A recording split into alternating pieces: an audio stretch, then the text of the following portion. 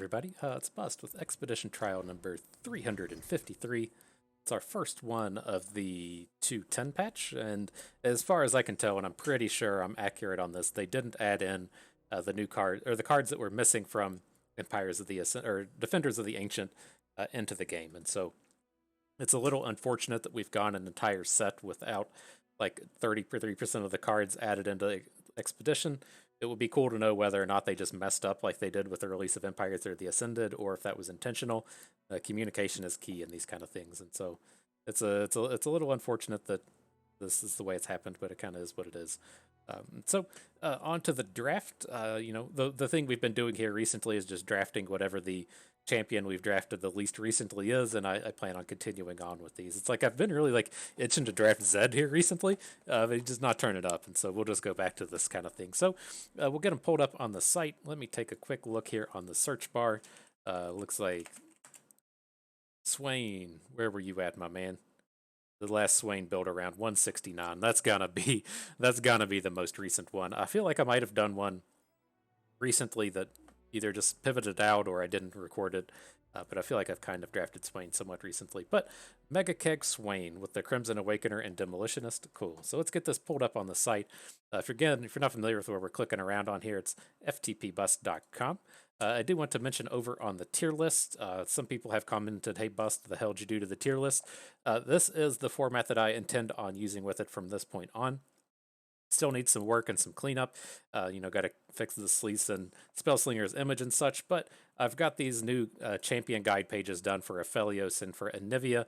This is the reason I'm kind of intending on dropping down the videos to 4 a week until the next set comes out.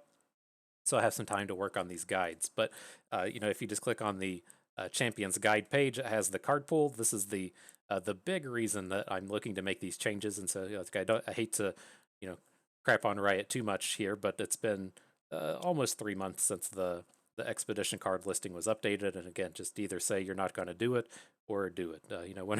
One or the other. It's a lot better to know that this isn't going to come back as opposed to just leaving us in limbo on these things. It's pretty unfortunate.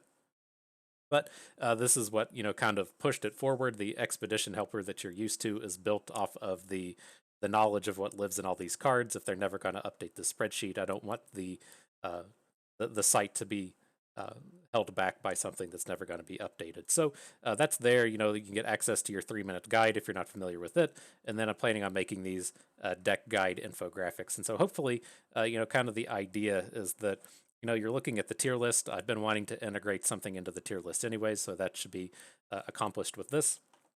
And then, if you're just looking to see who the top tier champion is, then no changes at all. That's all good and well. And then if you're looking for a little bit more in-depth knowledge on that champion that you were interested in, then there'll be this expedition guide page. I intend on putting a video in to go with the guide. I think I should have pretty much everything covered at this point, to where I can also link you to one of these videos that you're watching now. And so hopefully that'll cover off on kind of everything. But long story short, we're going to get back to the draft here. Going to go to the expedition helper and work our way down to Swain. And he pairs up with Gangplank, and you're supposed to be getting some kind of value out of playing Powder Kegs, and then probably like an AoE. And so you can play your Powder Keg and then Death's Hand to hit an opponent's unit for 3 and hit their face for 2. You can play a Powder Keg and then play a Death Lotus to AoE all the units on the board for 2. It's kind of the idea between the card pool. It's not like a super good synergy, but that's what synergy we're given here. Typically, the thing I look at when I look at this Swain is it has all of these really good 2-drops. And so you're going to see the Demolitionist, the Grenadier, and the Crimson Disciple. Does a lot of the self-damage theme well. These are weaker. All of these have been nerfed at some point. The Grenadier used to do 2 to face. The Demolitionist, not the Demolitionist, the Disciple used to do 2 to face. And so it was a nice way to close out games. They're a little bit weaker than they used to be, but the big thing I like to hammer home with this Swain card pool is it's got these really good 2-drops. It has Iron Ballista in it, and then it has a handful of good removal between Death's Hand, the Scorched Earth, and Noxan Guillotine. So that is that.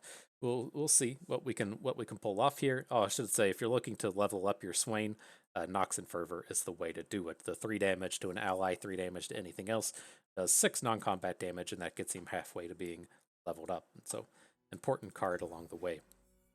So let's see what else we can pull off here. So there is a couple of interesting choices. Azir, not it. If you're wanting to do self-damage kind of themes, Azir is not the champion for that, so we can look past him. We can piece ourselves into Tahm Kench, which is, kind of interesting. We're playing these self-damage cards like Crimson Awakener, to which you can then heal the damage back with something like Star Spring or the other healing cards out of Targon. It's a theme. It's not that strong, but it is a theme that you could look to pursue. And then we have this Demacian Steel Garen, which is pretty powerful. The thing that you can look to do with Garen is he has Regenerate. I'm trying to think if these other cards are here. The 2-cost Elite has Tough, and there's some other means to give your units Tough. And so if you give something tough and then pop it with the Imperial Demolitionist, that is the means to keep your things going while you keep your units alive. And I think that's what we're going to have to chase down here is this Garen. This Tahm Kench ideal is just like, it's too far out there. It's just not an actual deck that we can pull off. I mean, I guess, well, let's stop here real quick. I was going to say, the other thing that we can look to do is if we're trying to deal non-combat damage, like Wise Fry does damage to everything. Tahm Kench does not, I think. How does this read? Swallows an enemy unit. It counts as a strike. So I think that counts as combat damage. I'm actually not 100% sure with how Tahm Kench interacts with Swain. But I was thinking of the likes of also, say, like a Fortune Croaker being able to level up Swain. Maybe that is the way we'll take it. All right, I'm on board with this. Let's just go for the full build around here with the self-damage cards and Tahm Kench. And so if we pull him up as well, we'll take a peek at both of those pull. Well, we'll just look at Tahm Kench. No need to pull up Soraka. She has a bunch of healing cards there. I've outlined Soraka for you. The cards heal. But if we're looking at these things like, Boxtopus dealing 3 damage to himself, the Codger dealing 2 to himself, Fortune Croaker dealing 1 to himself, 1 to an ally, this is a bunch of self-damage, right? And if that's what Swain needs to level up, then Tahm Kench should have the means to help level up our Swain. So I'm kind of on board with this. I think we could make this work. A lot of these cards aren't super good, but these commons, this Boxtopus, Codger, Fortune Croaker, along with a decent 2 and hired gun. I think that's the big thing that we'll be looking for here. So we should have like pretty reasonable early game. The 2 places where we'll be weak are having kind of like guaranteed removal. Scorched Earth and Nox and Guillotine are good, but they have the damage requirement to where they may not be able to play it all the time that we want. And then there's not a whole lot of good late game. It looks like our late game is probably just going to be things like the Abyssal Eye or otherwise counting on Swain to do some work. So, see, I mean, I guess Wise Fry's a big boy sorts, and so that's one thing we could look towards. Okay, so here, these cards are garbage. So the card I want out of everything, and ultimately what I'm going to take, is this Fortune Croaker.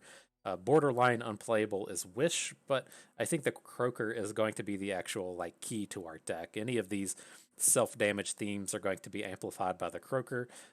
Just really powerful unit here. What I'm looking to pick up a big pile of. Oh boy, it's the Dreadway.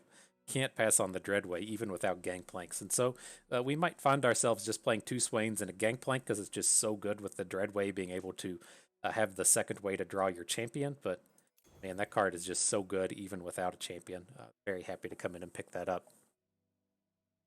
Okay, so with these, I'm not interested in double up. That card is not that good in this style of deck. This wants to be in a ultra aggressive deck. And so I'm just going to come over here and take the Mountain Goat, all around pretty strong unit. Okay, and then back to the weak ones. I think we could probably make the Eye of Rahorok work. It's not a card I really suspected to have show up here, but it's fine. It can help us crash through at the end of the game, and then the Blue Sentinel is going to be better than Trifari in here. So not a bad little set. And interesting in the Star Spring. This is a card I usually just don't want anything to do with. It's just a little bit too slow. It's a little bit too do nothing-y on occasion, but knowing that we're going to have 2, I think we might be able to do something interesting with this. So I'm on board. I'm taking it. We're going all in on these themes. Okay, down here, this is an easy Sunburst. This is the good removal we're looking for, along with a healing spell and a late game spell and the Star Shaping. There's just so many like bad cards in these stacks. It's like Precious Pets are unplayable since we do so much self-damage. Then Shadestalker Affliction we aren't really looking for. Okay. Okay, so I mean the themes continue. Boxtopus again. Deals damage to himself for Swain, and then can be healed back up with our Star Springs. Looking pretty good to me. Okay, the hits continue. Again, Fortune Croaker is our big build around. Happy to pick this guy up. Let's keep everything cheap as we can. Alrighty. I'm happy with the landmarks as they've shown up. The Blue Sentinel is just a quality 2-drop along with a removal spell. That works for me. We're gonna dodge these turds and Blade's Edge and Parlay. Star Shaping would be okay, but we already have 2 copies now, so it's dropping in value quickly. Okay, good stuff. So a lot of good cards here. My mind immediately went to Jagged Butcher because kind of the thing we'll run into with this Fortune Croaker and with the Demolitionist is if you want to play them on 2, then you need a unit down on turn 1. And we currently don't have any 1-drops, and so that's a little bit awkward. But I think the Mountain Goat Rune Weaver are just too high quality to be passing up. I mean, I guess we could make an argument for Shakedown Jagged Butcher, just so we have some more interaction. We have four landmarks somehow. That's the Eye of Rahorok is one. Another one's a removal spell. That's not a big stack of landmarks like I was thinking, but our only spells are Sunburst, a Bastion. What are these other 3? Wish that we'll try to get rid of. Oh, and our 2 Star Shapings. So not a whole lot of interactivity. And it does, I mean, it counts as 4 damage towards your Swain as well. So, alright, let's see if we can't work something out with that.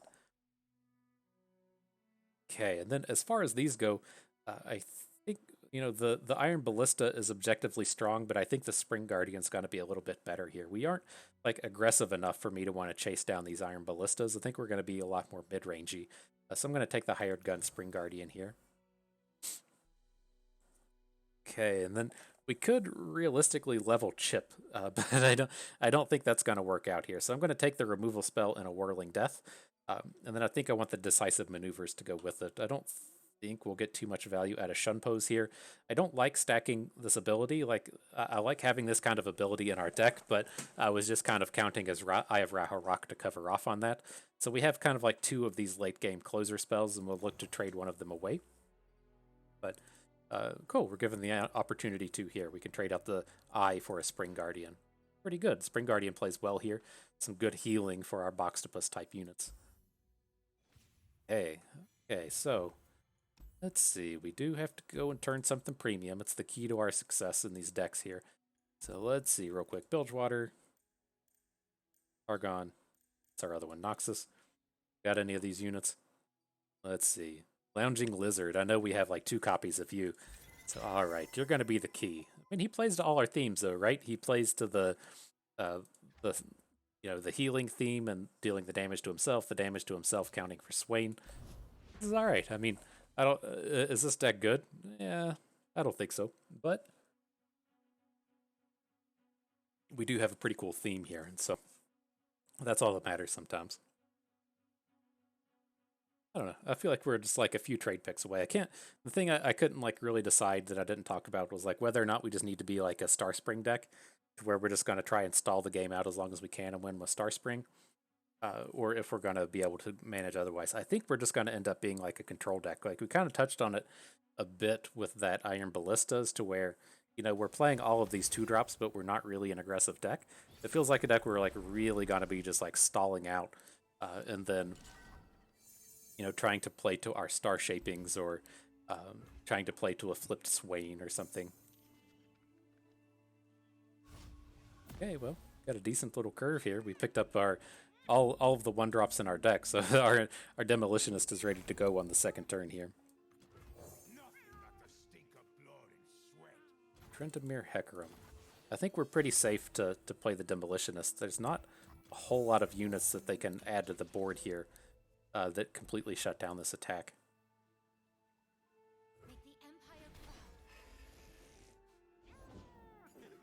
Absolutely. I don't know if he'll trade here, since this is a activator for things like Hecarim, turning your units ephemeral if you want to get some Shark Chariots back out, but not surprised to see him come down and trade. As for me, I mean, we traded our 2-drop for his 2-drop, but he didn't get any value out of his, and then we got the 3 ticks on Swain out of ours. So not a bad deal. We have to get our Tahm Kench online as well.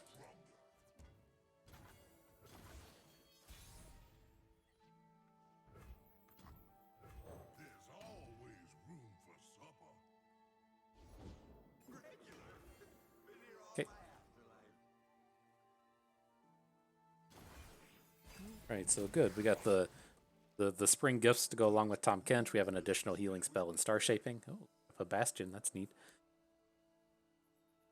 Do some cool stuff here. Tahm Kench is locked and loaded. So I think we do need to add to this board. Doesn't feel like we should just be spewing off this acquired taste.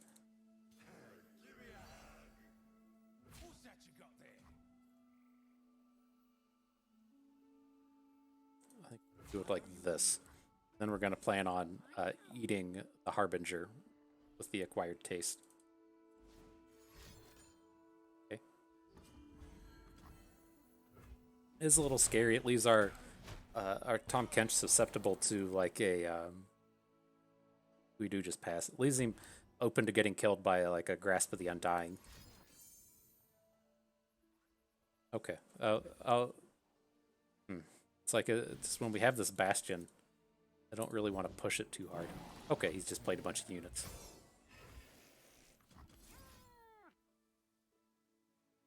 I'm gonna eat the Stirred Spirits here. If we want to take down the Harbinger next turn, we'll be able to prevent the damage of this.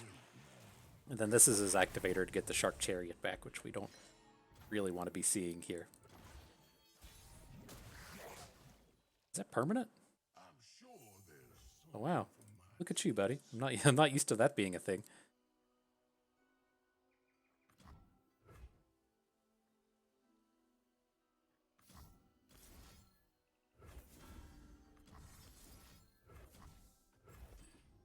Alright, let's see how this goes.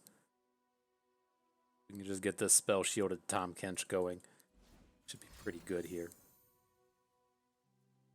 If he picked, I can't hand read in this. I wonder if he picked up a ephemeral Doom Beast with his last Stirred Spirits. Let's see.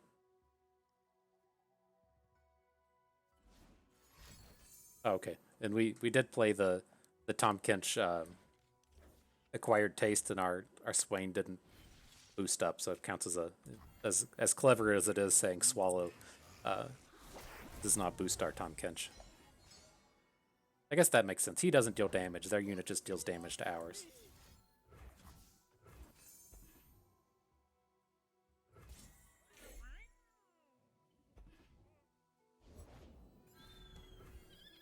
Okay. Then here we just need time. We're not in a big hurry. Get these acquired tastes going. We have the Star Spring and Star Shaping to heal up our Tahm. So this is all looking pretty good.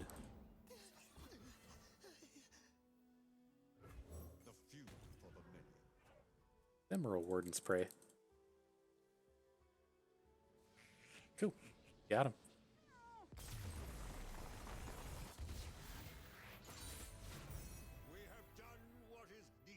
Did what was needed. You were right. Whoever's voice line that was. I don't know if... Does Tahm Kench have voice lines? Seems like he just kind of come out here and groans. But, you know, as we have said, we are the Swain build around today, so we'll take the Swain here. I was kind of interested to see if a Gangplank would show up since we have the Dreadwave, but didn't. So maybe if we see one in our next pack, we'll look towards that. But as it stands, I think we're fine to get this guy going. But we have the means to get our Swain leveled up. Don't have a lot of face damage sources to take advantage of him with, but maybe we'll find a Leviathan later too.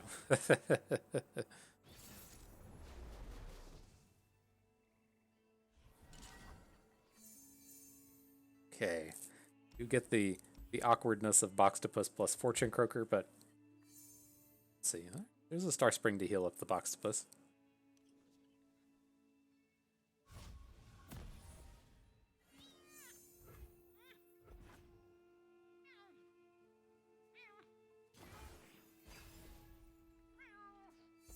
See how this plays out. Of course, Rockfall Path is very good at taking down Azirs, but if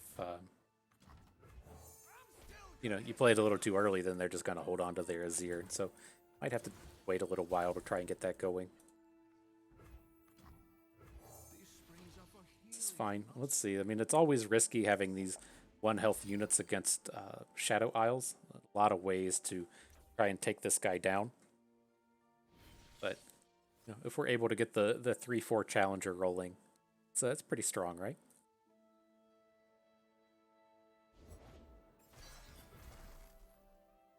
An ephemeral one.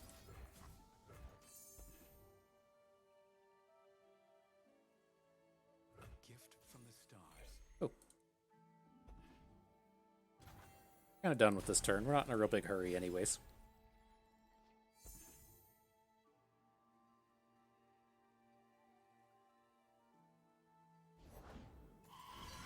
Any hits?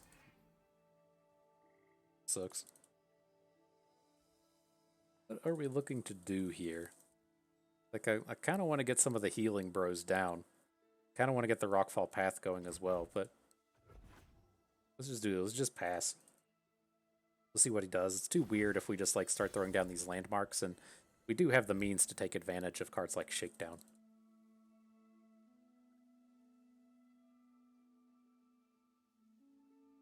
Ever just open with it though? I don't think so. Let's do this. Let's get some value down before we drop the Shakedown.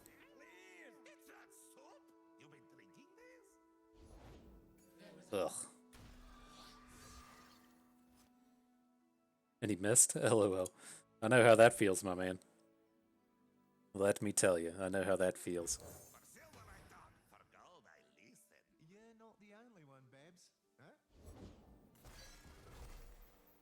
Huh? Okay, deal 2 to an ally to grant 2 enemies vulnerable. So it's like I think I want to deal the 2 to Boxtopus because it's just gonna die anyways.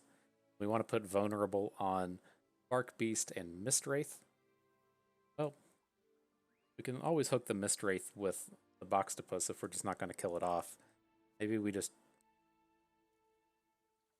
kill off the lizard. This hook's here. Can use one of these guys to hook Bark Beast. I think that's ideal. So let's do this. Actually, okay, here's how. Alright, fine.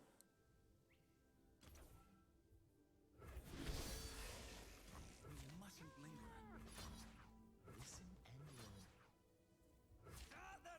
Should have stayed home, pal.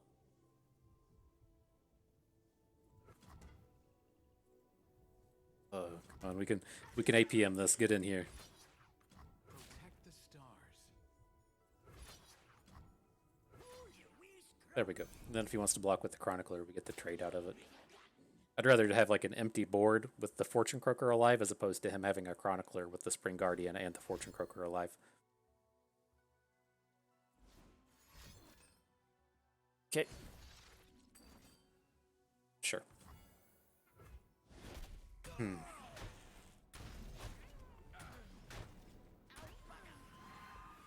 The downside of Fortune Croakers is they don't interact with Fearsomes very well.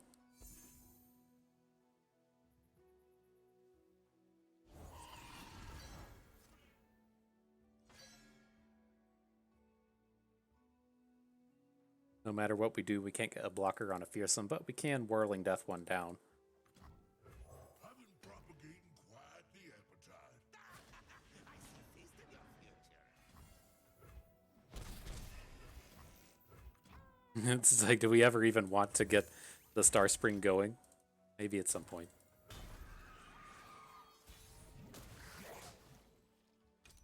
Appetizers aplenty. Let's do this. We'll Butcher. We're gonna pop our Butcher with the Fortune Croaker. See what we can get ourselves into.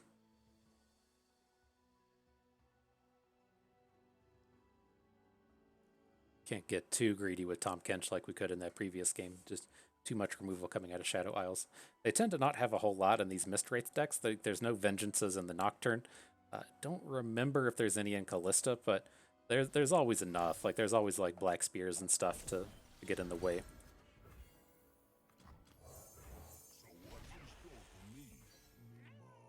I need time for commute. Can't block any of this. He might just lethal us next turn with the Mistwraiths.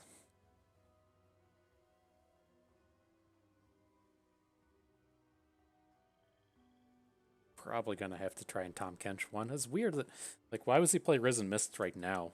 Like, why don't you play that and just open next turn? He's never blocking with this thing. The hell? Okay. I don't know. I don't know what I missed there. Wow. I guess we were gonna like hit one with the Ruinous Path and then hit one with the Tahm Kench, so we'd only have one left. I don't know. You got me on that one, my man. I don't know what happened there. But as far as these go, Spring Guardians are good pickups. Gives us a nice, that healing spell is pretty relevant. Maybe it just feels relevant because we've drawn Tahm Kench every game, but it's still pretty good across a lot of our units, and I would rather have Sentinels than Demolitionists, I think. Doesn't really it doesn't really help in the sense of we're saying that we're trying to build towards Tahm Kench and then moving away from the Demolitionists, but I still think I want like Fortune Croaker to be my key card. Okay, so I'd assume this is a Nightfall deck with the Grand Plaza in it. We'll see what shows up with this, but this is what you usually see when you see like Thresh with Demacia and him being paired into Targon. It's probably a Nightfall deck. The Thresh deck has the Vaults of Helya and it has the Grand Plaza in it by default. So you take the Thresh, it guarantees to put you in Demacia.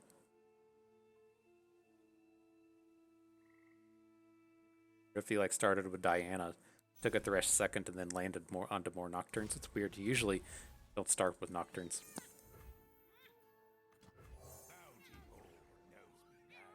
But do our 1-drop again. We've been pretty good at this. Drawing our 1/1 drop and our 1 Tahm Kench, we've been pretty good at that.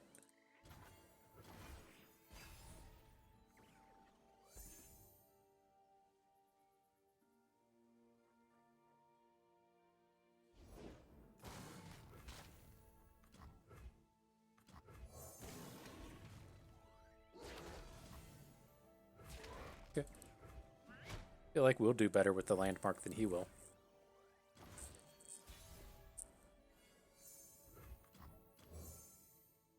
It's just open here. If he plays even like a Crescent Guardian, it's just so bad for us. I don't really care about sending him to 5 mana. I mean, like maybe it gives him a what's his name? Gives him a Thresh next turn, but it doesn't seem too intimidating.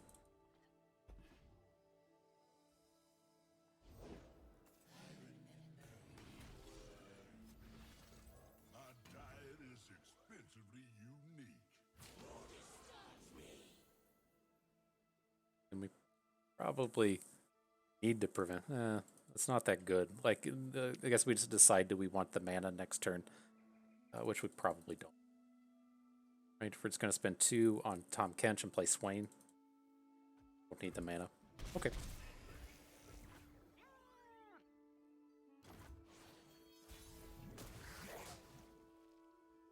Oh, I don't require a menu. Add in the Star Spring. It always feels like so slow against these cards. The fuel for the menu.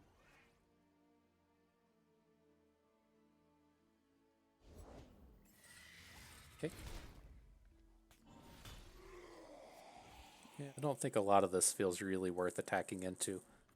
So let's just eat one of his units, kind of the way we've been doing this.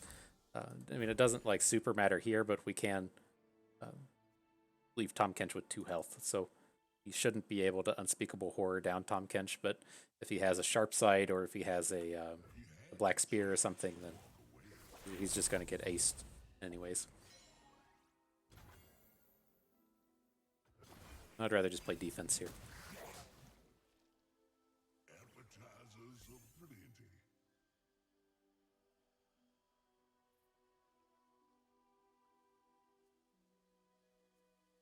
So, playing this Swain deck, and we are so close to leveling our Swain. False. That is a false statement. We are nowhere near leveling our Swain. You lack discipline. Alright, well, let's just take the mana next turn.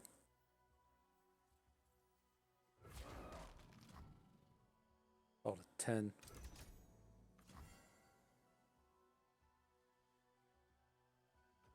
Okay.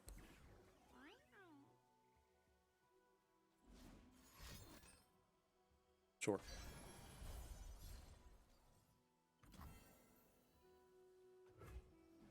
Did the mathematics on that one. That doesn't kill our Swain. If he's got a unspeakable horror, he can kill our Swain, but like he should be able to survive the turn. Did it.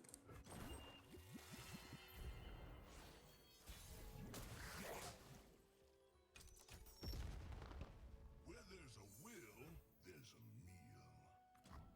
Do all this, we have 11, so we can do this. We can play the lizard, we can start shaping our Tahm Kench, and then Tahm Kench something down. I'm okay with just trying to Tahm Kench this thing down.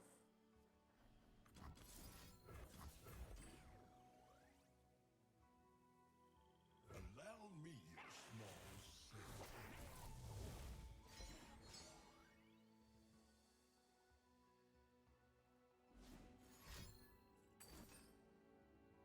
Rumble. Okay. What do you think about that?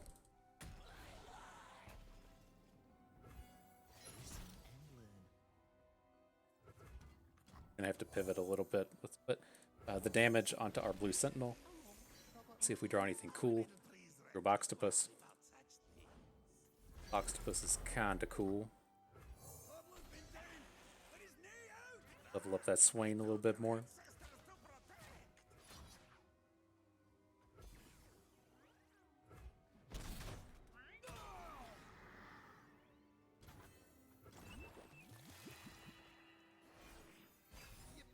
We got 5 on our Star Spring.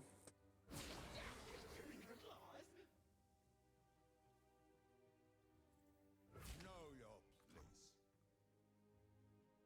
I mean, we can take Swain up to 6 just to put him in front of Earth Elemental. That doesn't seem that great.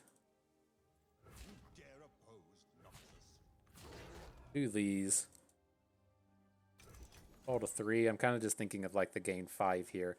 Or otherwise, if we want to decisive maneuver something down, I think we'd rather have the decisive maneuver for next turn. Okay.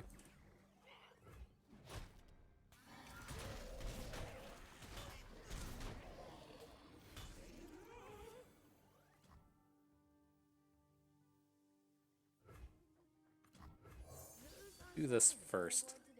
Be at 8. Kind of wait and see what we do with the star shaping. Rasa, are you serious? Okay.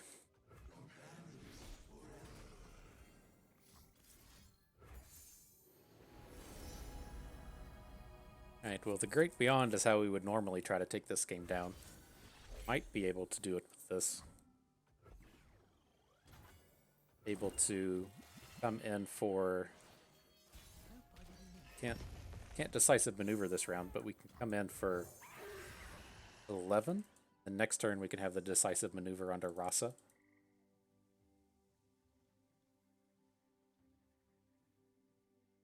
May have to hook this escaped abomination though. We're at 8. That's probably the way we have to do this if we're going to be real about it.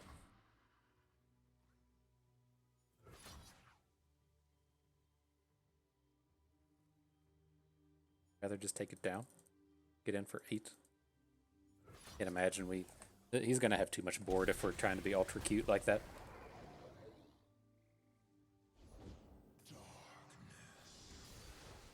Okay. Alright, we're gonna be dead now. It seemed like we were making headway onto this board until he played Rasa. Alright. Yes. Can't play against cards like that when we're playing a deck as high quality as ours is.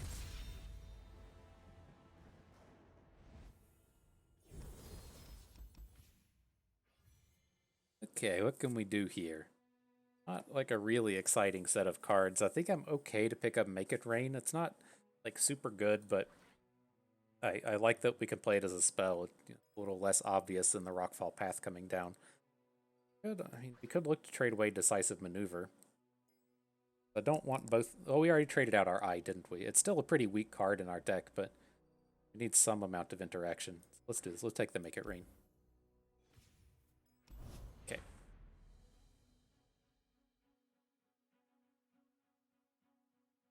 You can do it, Dak. You can do it. Feels so bad. We had our Tahm Kench got like half, or Tahm Kench, our Swain got like halfway to being leveled that game with all of these self damage cards. I guess at least with Make It Rain, it gives us a way to go face so that our Tahm Kench, or so that our Swain can get a stun. Like that, like that's gonna happen at some point today.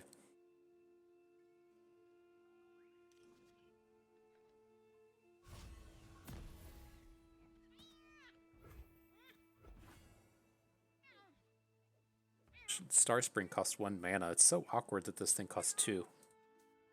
Like every unit you want to play costs 2, so you play that unit on 2, and then on turn 3 you want to play another 2-drop, so you can't play Star Spring again. Then you can't play it until like turn 4 along with another 2. It's just, yeah.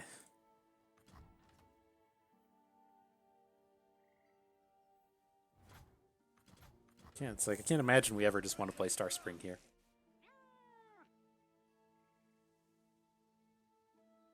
Solio.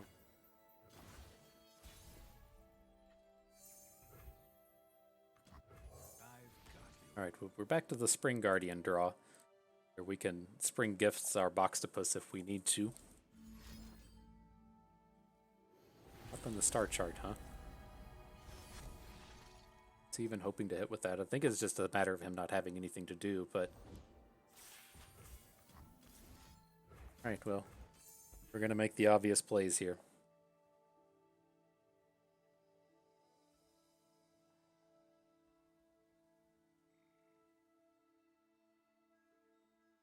Obvious plays are obvious.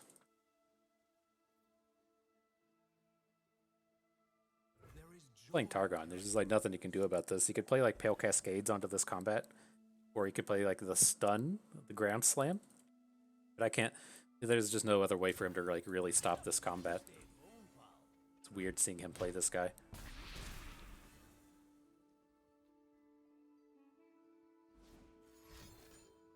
Okay.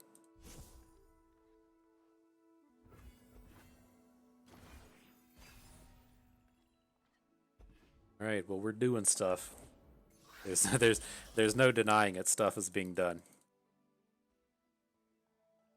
But this, I would like a way to get 4 damage onto this White Flame Protector, so I'm just gonna lead with the Ballista. We're gonna have to try and just like Whirling Death this kind of unit next turn. I would assume he doesn't have tricks again, if that's the way he's gonna line this up.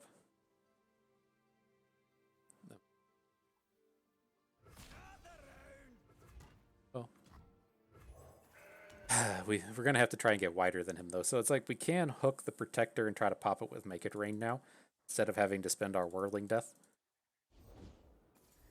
Super like how this feels, though. The fucking bell.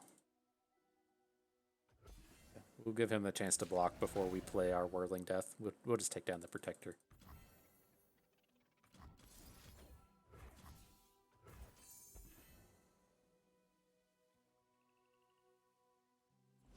Oh my gosh, does he have the Pale Cascade? At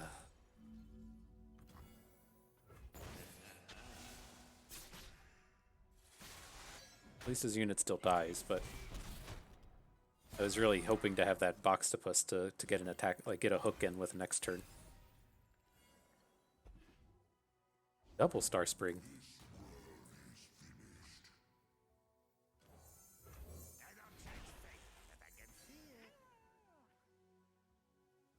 Can we lethal into this? We hook him with a 2. So say we play Hired Gun, Invalus blocks, gets hooked into Fortune Cooker. We got 4, 7, 8, 9, 10 with the gem, 11 if we want to Make It Rain.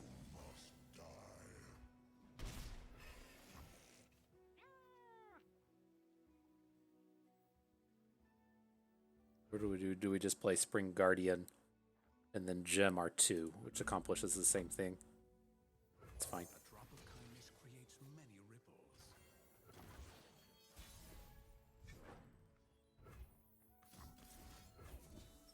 Out of the springs. Okay. Like blow this up with a healing spell or something, but we just have to go for it. Nice, we won a game. Look at that. So awkward with the Star Springs. Oh no, how were we one short? What did I miss? Oh, he blocked our 4 attack unit. That's what it was. Okay. Mathematics are not my strong suit. No, no, no. I guess it's good to know that he had that anyways, but... Damn. Alright, let's see if we fuck this up. We're safe to just bank. Alright.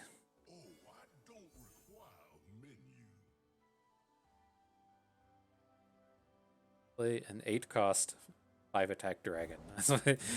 That's what we want, right? Ugh.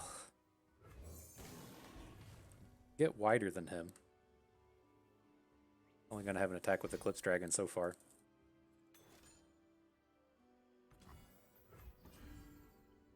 "14's one short.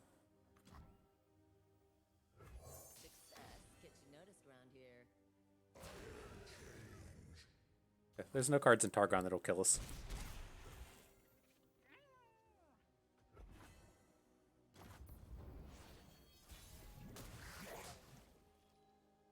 Where there's a will, there's a meal.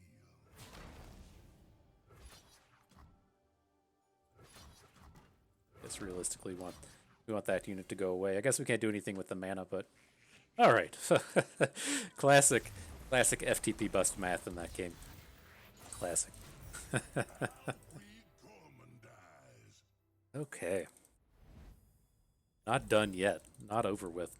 No 47-minute videos for you all today. So alright, so we're looking at these. There's no gangplank to pick up with our Dreadway, so we're just gonna take this last Swain. This is not a very good Swain, but I do again want us to be a Swain deck. We got these sweet Monkey Idol combos though, right? We could play the Monkey Idol, he deals damage to himself. He makes the Powder Monkey, and then we can play a healing spell on the Monkey Idol. Great fucking combo, right? Good stuff. Good stuff. Or we can play like a Star Spring on 2, a Monkey Idol on 3, and then just have Powder Monkeys coming down for the rest of the game, just doing absolutely nothing. Oh man, it's like, you got to kind of like pick and choose where you get salty, and like you just know how bad this deck is that you're happy to. I'm happy to have 3 wins. I think that's pretty fantastic that we've pulled it off this far, but you're just basically playing for the memes at this point.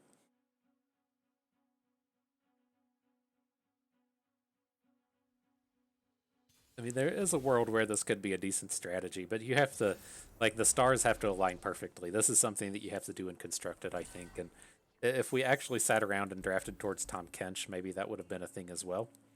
But it's like with this, I'll almost want to just play the Star Spring on 2 just to see what happens. It feels like if there's ever a deck to where we can just, like, not do anything at the beginning of the game, it's against the landmarks, but then it's just like, man, he's going to play a Frozen Thrall, and we know that, like, if we're trying to play the late game, we just can't beat a Frozen Thrall. We can't beat an 8/8.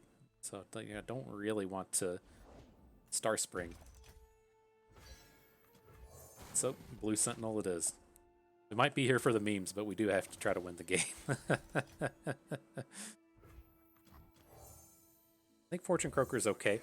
If he plays like Lysandra, we get completely shut down, but there's enough like 1 and 2 health units in these factions. I think this is okay.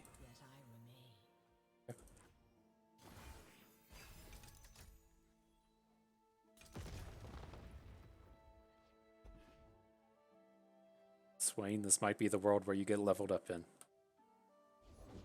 These old eyes still see far and clear. Yep, hey, I got the spirits. These are my rules. Okay. Dude's control decking is hard. I've waited on the Star Spring. I assume he attacks with Lysandra most of the time. But... okay. I'll take the Sentinel. Or take the blue buff.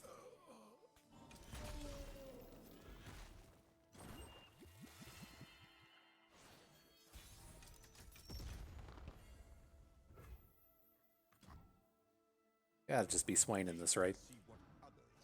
tough for him to play a unit that can interact with him. And he kinda has to block him. We can't take down Lysandre with him, unfortunately, but If I stumble, I have the earth to catch you. Onward, everybody! The horizon falls! cannot imagine this is good for us. Witness strength. But he'll be blocking. Only you were made of rock. Maybe we can get something going with Swain. We also have this this Basilisk Bloodseeker we might be able to do something with. To get to pop Talia 4 times with it. The Dreadway? Got so many big boys.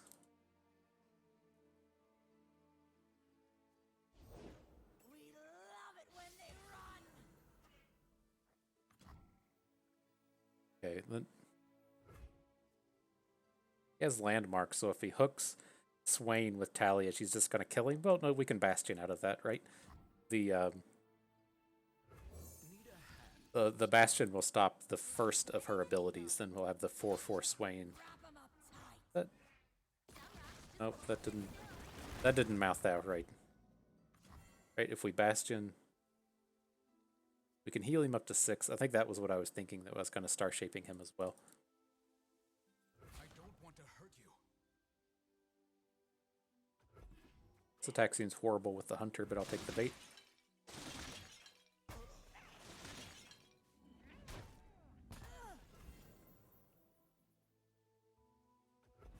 Actual do nothing in our hand. Okay. I think we're done for in this one.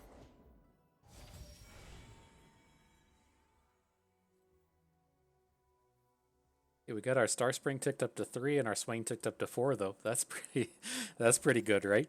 That's pretty good. We'll have to see what we can do with the Dreadway.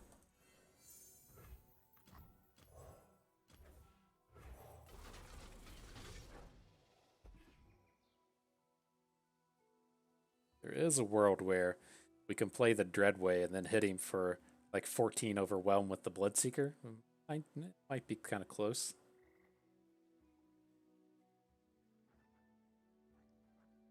Not a 4/8 anymore.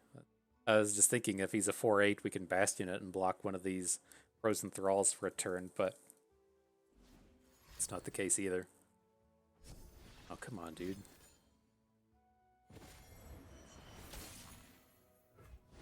Hey. Good, our Swain will be leveled if we ever draw him again.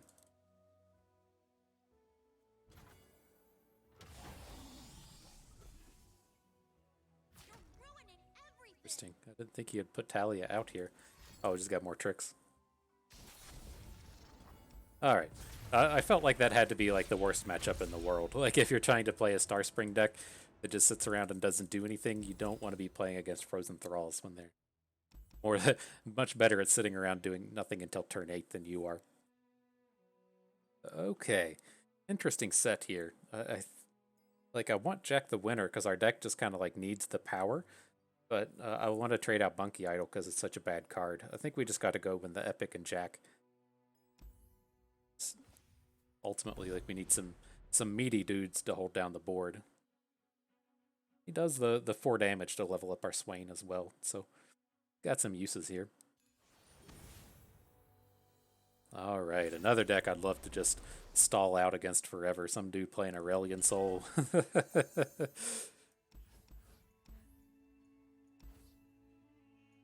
We'll probably do without the Whirling Death.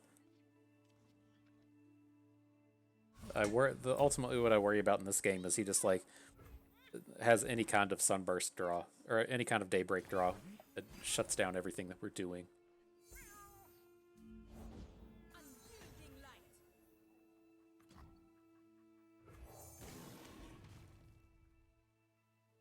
Can't come in here and trade with anything, so it just makes this game stall out forever. And if the game stalls out forever, turns out having Aurelion Soul is better than the Star Spring.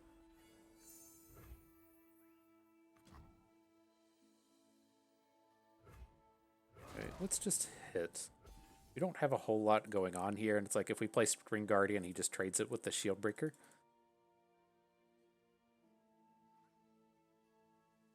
It does leave him in a decent spot to just be like, oh, here's my Daybreak Invoke, but I've got you. decent curve at least. The Star Spring. Don't want to play it, but we do have it. Right, and he hits his Invoke. Not surprising, I assume he's not playing very much Demacia whatsoever.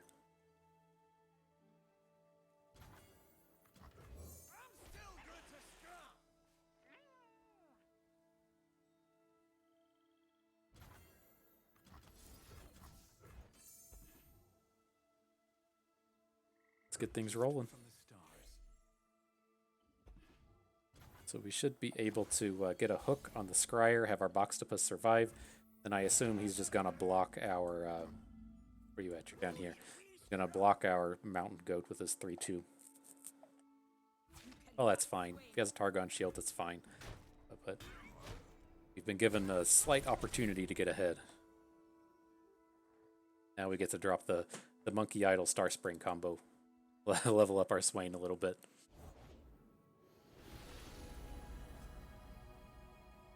Okay. I mean, that's good for us. We're really challenging him on the board. So him just adding these and building up to big Invoke units doesn't really stop what we're doing here.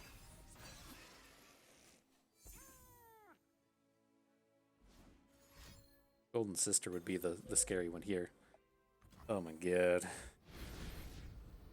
Where I guess a mass AoE would also be scary. Goodness.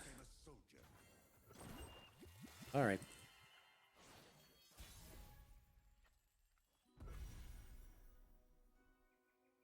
We just have to open. It's just too easy for him now to just have a big unit we can't do anything about.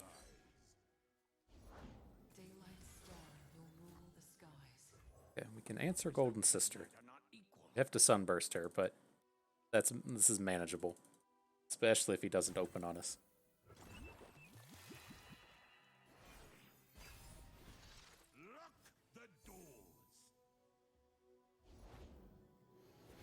Okay. Know your path where the mountain changes.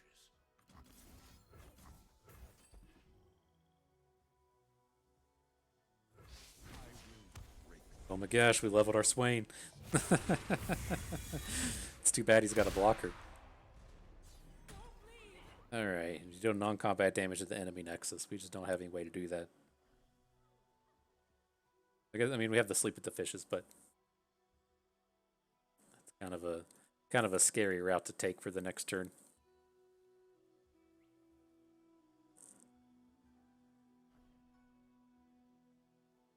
Could go for it, I guess. Sure. See how this starts.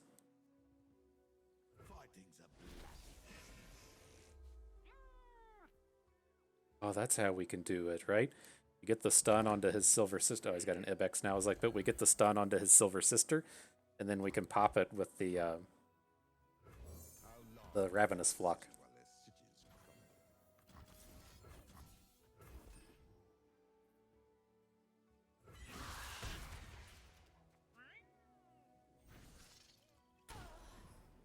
Alright, so now let the turn pass. If we attack with everything, he has to block Swain with the Ibex. He has blockers on these other two. Is it too greedy? Like, he has to have like a Supernova or something if he wants to get through this. If he's just going to play like a big Invoke. Or the Iron Ballista, that'll only come in for 2. Alright. Whirling Death. Whirling Death over the Iron Ballista now. Hopefully we don't have a big Invoke punish. I'm just kind of counting on him just playing a big unit here. Or even something like Cosmic Inspiration we can still beat.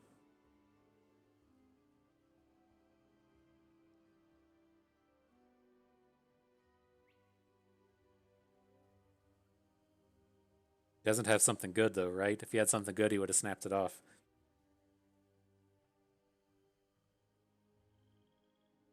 That's at least my theory on things. Where are we at with Star Spring? We got 2. That's pretty close to getting there. Right, so that hits our Jack the Winner. That's okay.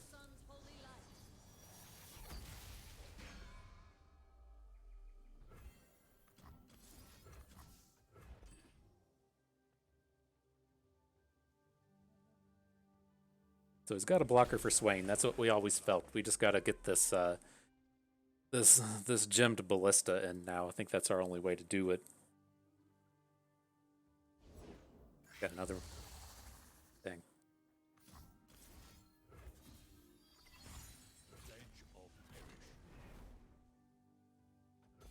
Okay. We still might get him with Whirling Death though.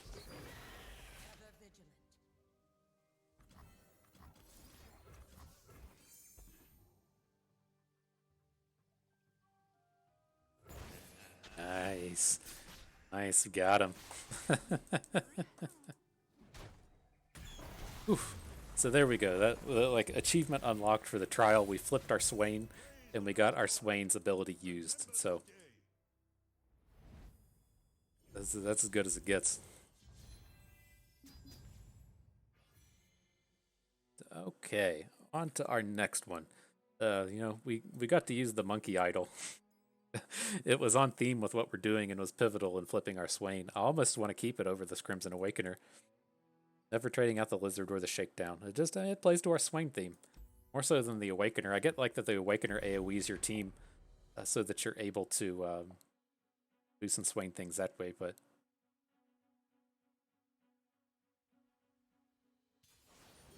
Alright.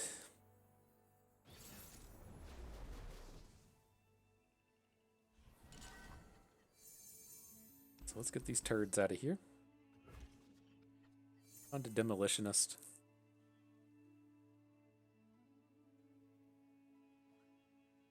Kind of scary against Fiora, just playing a bunch of dudes and hoping for the best, but... Right, Fiora Lulu with Targon. Or I'd pick Targon cards. So the Targon supports don't really play that well with Fiora.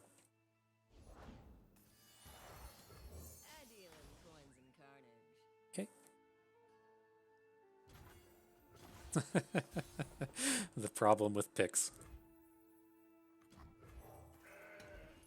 Mountain Goat's good here. We can just slam our Mountain Goat into picks if we want. Keep generating those gems. He has a Fiora. It's not good, right? He didn't save the mana to play a Prismatic Barrier. Okay, works for me. Looking good, team. Looking good. Well, this isn't the blade. Okay, so how do we do this? So we need this 4/4 next turn. Have to chain him this way. Let's draw the card first because the damage doesn't matter. Perfect. Now we have a unit that can survive Shakedown. Let's use all the colors. Yes, we could have potentially interacted with that, but...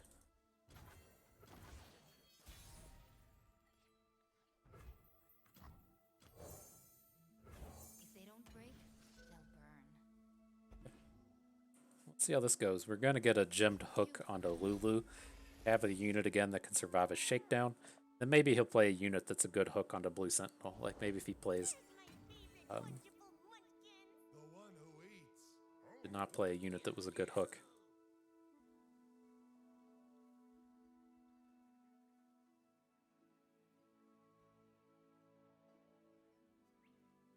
Just let Lulu live.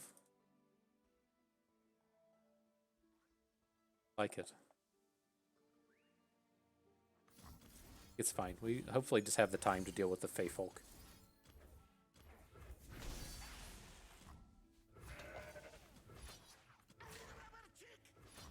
This just feels like too frequently he's gonna have like a barrier or something here. Can't imagine. He's probably gonna play like a barrier or lifesteal or something to protect his Lulu. So it just kind of feels like either way we were going to lose out on our goat.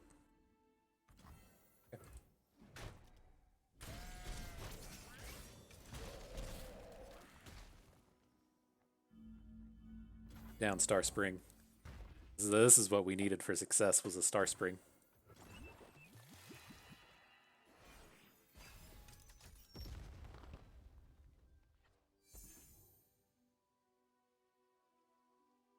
Keys to success.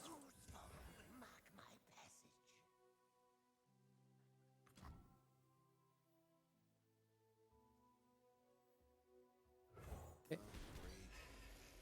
Gotta be a little careful here now that he's played Usari. It's fine if he wants to get like a value hook onto one of our twos, but I don't want him doing like Twin Disciplines shenanigans onto Swain. Whoa, dizzy.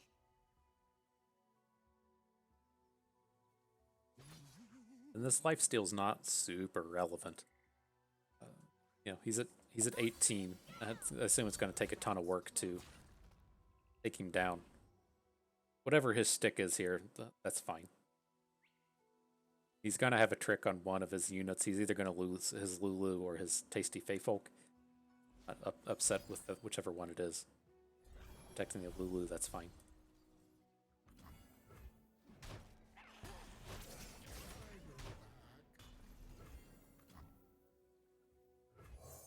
Just going to go ahead and add this. We're never going to plunder this. I kind of want to just bank up the 3 mana in case we have some big plays over the next couple turns.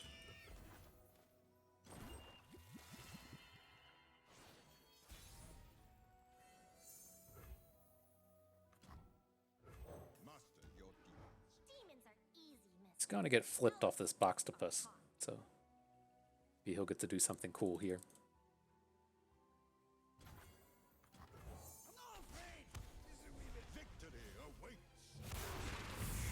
So, opponent hasn't played anything. If he just doesn't do anything, we can hook Lulu with the Butcher, we can hook the Usari with the Boxtopus, and then we have this fearsome Swain coming in. Ow. I suspect he's gonna have a combat trick, but shouldn't be enough to take Swain down.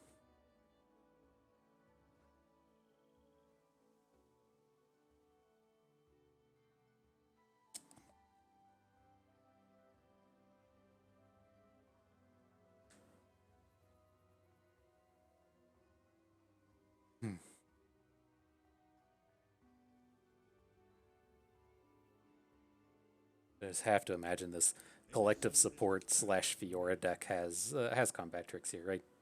I mean, he hasn't showed that he has like a lot of barriers or anything, so just maybe not. Right, well, get roasted, my man. Good giggle can't fix. I guess interesting he didn't try to whimsy something to. Huh. Okay. All right. They would fall by my blade.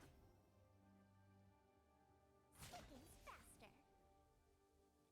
En garde. Repost, please.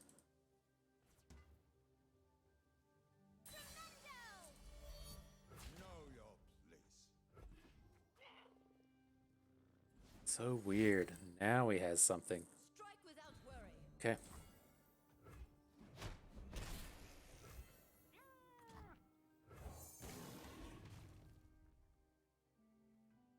Gonna Star Shaping Swain. Want to give him the opportunity, I was gonna say the opportunity to play single combat.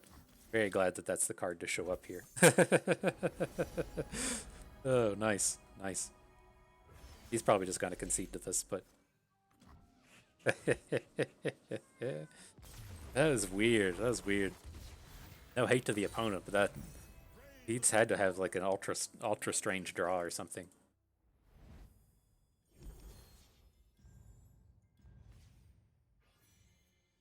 Okay, what here? Well, we haven't seen Wise Fry this entire draft. Sentry's not that appealing, though. I don't think I want to make any of these trades. The Earth Elemental we can't really activate. I do like these Blue Sentinels. The Wise Fry is still kind of on theme and meaty and such, so I'm happy to hang on to him. We'll just skip over all that. It's weird seeing those Stun Spiders. Like, I don't know if they... I don't think they live in the Swain pool. But it's like so hard to use Ravenous Flocks without stun spiders. There's just no other ways to get those stuns out there. Really weird that it doesn't live there. Maybe it was considered too good or something. I don't. Stun spider, I think it only lives in Arachnophilia Draven and Disruption Darius. It's a weird one.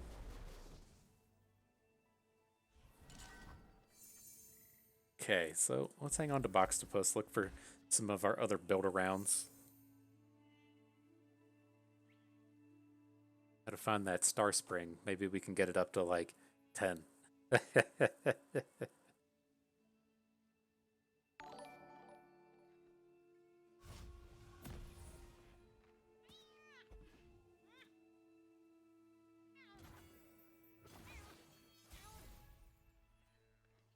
We'll just, oh, excuse me, lead off with the goat.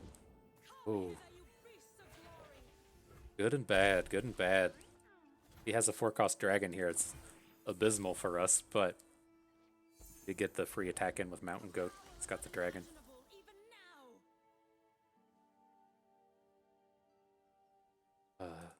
Well, we can, okay, we can Bastion next turn.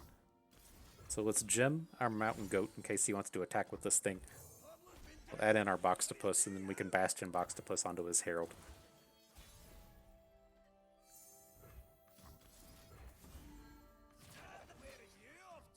Oh, he does have things that can make this awkward. Argon Shield or something, but this is successful. It's so good. Even if, you know, the end result this turn is just killing Herald of Dragons, I feel like that's probably a win for us. Oh, nice, nice.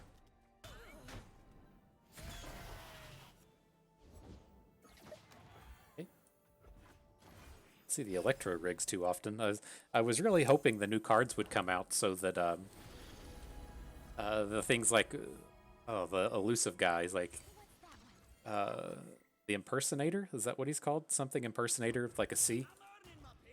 And he I will see about that, Pablo. see, want to shuffle in those Moondreamers, I guess.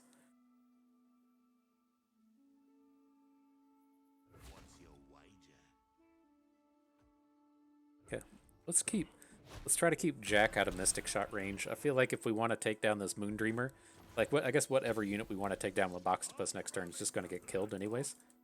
Through this the thing though. Can't play 2 units, so let's do this. Let's Spring Guardian. Then we'll follow up with Imperial Demolitionist on Spring Guardian. We can heal our Boxtopus, give him a gem, and then use that to take down the Moondreamer. Better take cover. If they don't break, they'll burn. But he's going to have an empty board here. Well, assuming he has an empty board here.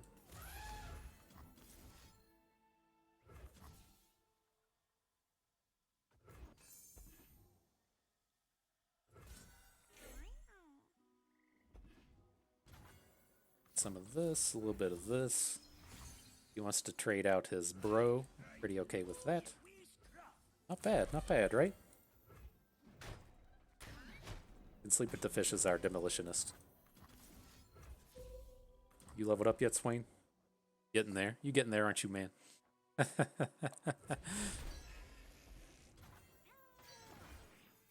It's 2. Okay, so if we Lounging Lizard, we can flip our Swain next turn. Maybe make a Nox and Fervor kind of play.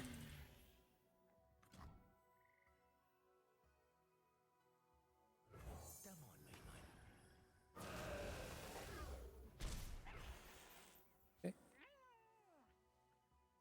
Let's bank. We're gonna get Swain down. Might be more realistic just to look at this as a decisive maneuvers turn. But we gotta get our Swain down while we can. Alright, Aurelian Soul.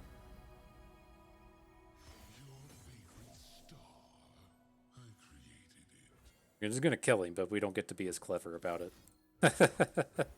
We can get the stun here. We can hook Aurelian Soul with our Boxtopus and then get in for 6, 10, 13, 15, 15 plus 3, whatever that is. Had to math it up real quick. Count it on the fingers. All right, all right. So you show up for the memes, you make yourself into the final battle. Pretty cool. So as far as this goes, I do want to pick up these one drops. It's still, if we want to play the croakers or the higher or the demolitionists and such on 2, I want to have the ways to level them up. The bastion's not super important here. Been pretty happy with Spring Guardians. I want to go ahead and pick this up. These heals, it's like our only way to get heals, and I don't want to have to play like real healing spells, and so happy enough to have those. I don't feel like we're really a Citrus Courier deck. We haven't had a lot of turns where a rally would actually be effective, and so I'm going to hang on to the Lizard. Keep our Shakedown and our Blue Sentinel. Don't want Death Lotus, so we can skip over all of these. And our last one. Oh, didn't see what these other ones were, but I saw we could trade out the Awakener for a Boxtopus. Very nice. Okay, cool. So yeah, you show up for the memes and you just make it to the final battle. I thought we were going to be done at like 2. I'm really surprised we got any wins in this. This has been a real treat.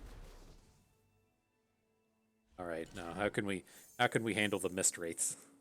That's what we're about to run into here. This mono Shadow Isles with multiple Nocturnes. I have to imagine this is Mist Wraiths, and if not Mist Wraiths, then Fearsomes. And we have a real decision to make on, like, do we think that we can, like, play Jagged Butcher now? Just assume that our opponent is never going to, like, interact with this, or do we want to try and... Well, we're never going to get the Mountain Goat hit in, right? I was thinking, well, maybe we'll get a Plunder with Mountain Goat, but then we can't, like, even play this until turn 4 if that's going to be the case. So I'm going to go ahead and run it out. What does he want from me? Nothing but the stink of blood and sweat.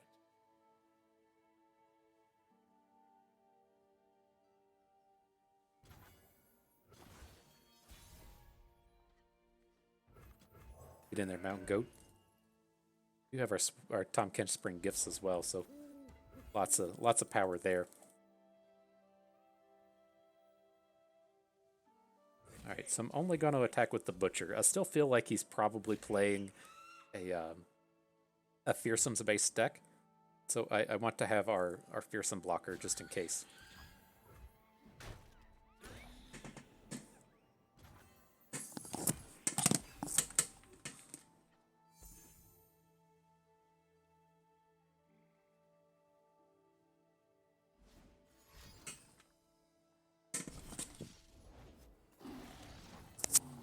I'm back. Don't worry about it. So this is fine. This is incredibly strange to me, but not that bad. We're able to get our Tahm Kench and our Spring Gifts going. This is going to be very good for us. Really weird that he just hasn't done anything to interact with this board. So we're definitely going to open because we just want to play Tahm Kench this turn. Care about these trades.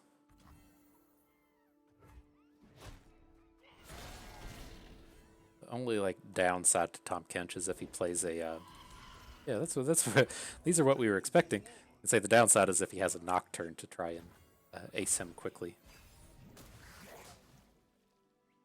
Appetizers of brilliancy. Got this Tahm Kench Dreadway combo where our opponents deal double damage to our Tahm. Pretty sweet.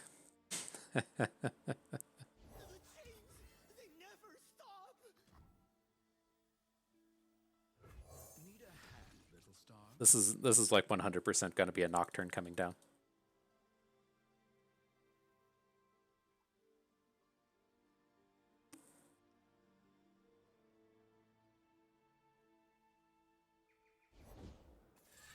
Maybe not.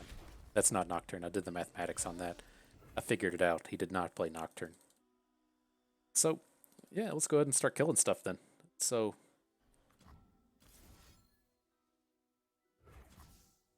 this is the unit I would like to have around the least. I don't want him hitting this with the likes of a Chronicler of Ruin or something. And it also, again, leaves our Tahm Kench with 2 health. So, clearing out the board, completely happy with that. Does suck to lose one of our fearsome blockers, but it does give us the way to shut down additional Spirit Leeches or additional what are they called, like Blighted Caretakers.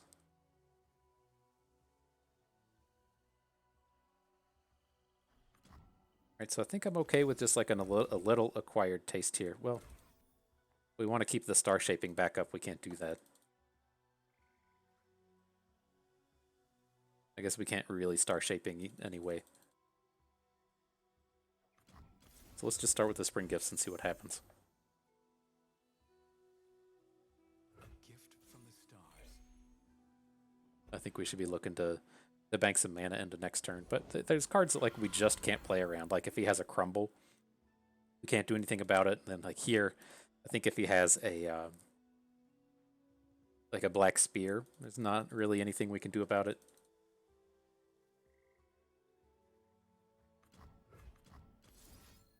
I think we want to switch over to Mist Wraiths now. We only have the one blocker for the other Mist Wraith. We can try and take this one down. Add a blue Sentinel. We'll have a bit of mana banked into next turn for a star shaping if we need to.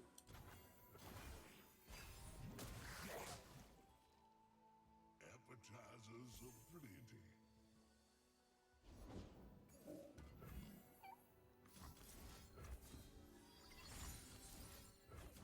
Okay, let's see if we can get that flip. We got the star shaping mana backup if we need it.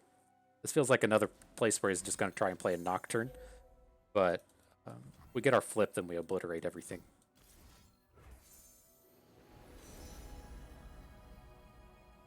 Probably just want the Scourge. We're pretty far away from the what's it called? Like the Immortal Fire doing anything.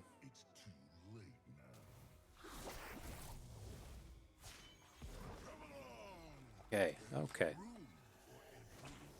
So that's key. If he does manage to kill our Tahm Kench now, we've done 8 all the goodies, and so he's not getting those units back.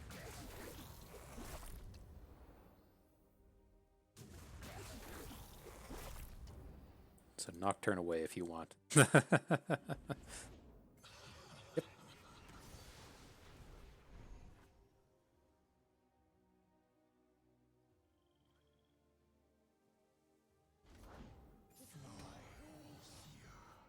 Okay. Take a healthy chunk of fearsome damage, that's for certain, but I think we're reasonably safe.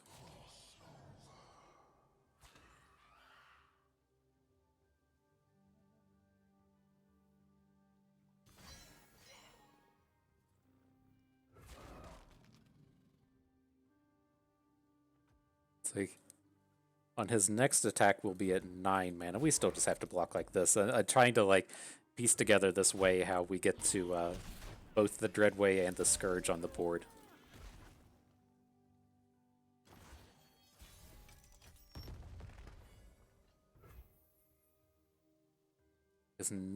I'm really good at messing this up. So next turn we'll have 9 mana again. And then on the following turn, we'll have the 10 mana for the Scourge. So I think we want to play the Dreadway next turn, and then just add units to the board this turn. So let's get like a Jack the Winter down.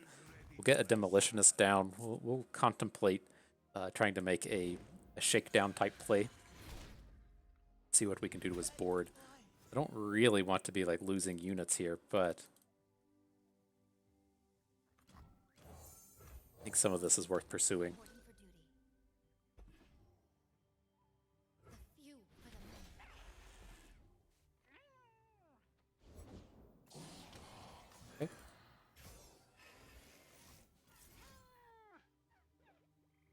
We do if we're just going to slam into Nocturne. This is dangerous. If he has an Unspeakable Horror, this doesn't work.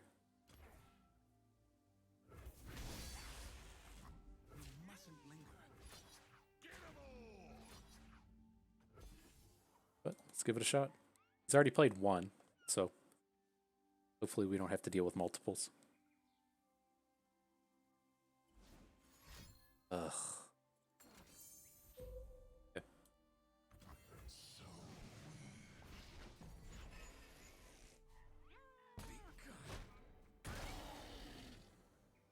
But I think we are at least kind of doing okay in the sense of just not dying next turn. We can take a hit from like 2 of these. If he doesn't open, we get to add the Dreadway. A promise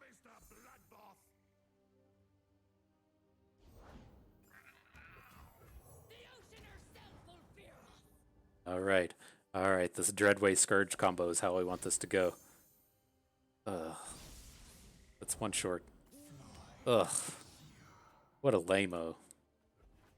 Some people don't like to have fun, man. We were going to do so much cool shit, then he's got to come down here and do this. What a lame-o. I'm not going to give him the pleasure. We're just going to concede early. You don't get to attack, my man. Boo. Boo. We had it all lined up. But, I mean, we could have perhaps gotten out of that if we just didn't attack.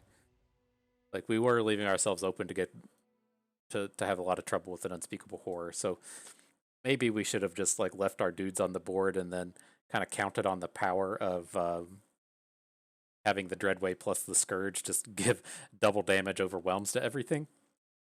But I mean, if he has like a crumble, or we would have gotten annihilated by that silence on the attack. There's a lot of ways that that can go wrong, and so I don't really like letting that go. Just letting the opportunity to take that Nocturne down and get a value attack with our big boy. And so I still think that was the way to go about it. He just had the means to get a lethal in there. And so, yeah, as far as this deck goes, I can't remember if I've like ever thought of trying to pursue this as far as trying to use the Bilgewater self-damage with Swain.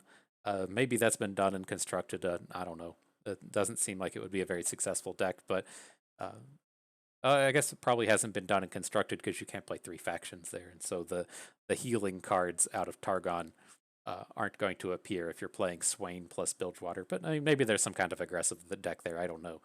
But can I ever recommend that you go out and draft this deck? I mean, no, this deck is not very good. I think ultimately the thing that would turn this into a real deck is if Starspring cost 1.